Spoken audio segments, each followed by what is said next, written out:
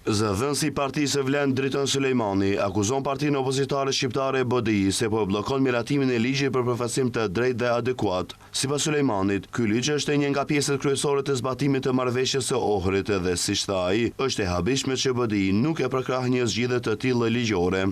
Sulejmani tha se BDI ka pasur mundësi që këtë çështje ta zgjidhte gjatë 2 dekadave sa ishte në pushtet, por nuk e ka bërë. Ai pretendon se tani, kur po tentohet të vendoset një kornizë e re ligjore për përfaqësimin e drejtë dhe adekuat, BDI po e pengon procesin.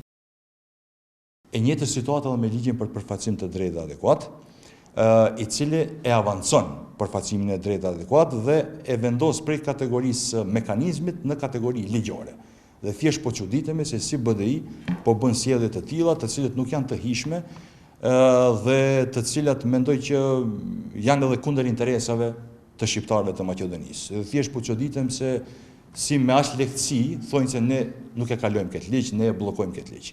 Është njëjtë sikur ta bllokosh ligjin për gjuhët, është njëjtë sikur të bllokosh decentralizimin, të gjitha këto janë pjesë esenciale të marrëveshjes së Ohrit.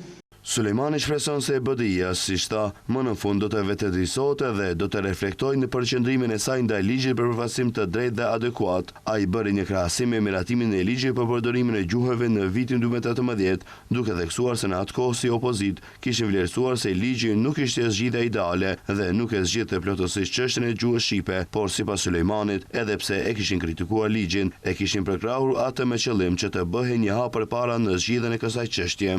Kujtojmë se në qershor të vitit 2026, propozim ligji tashmë është në procedurë parlamentare.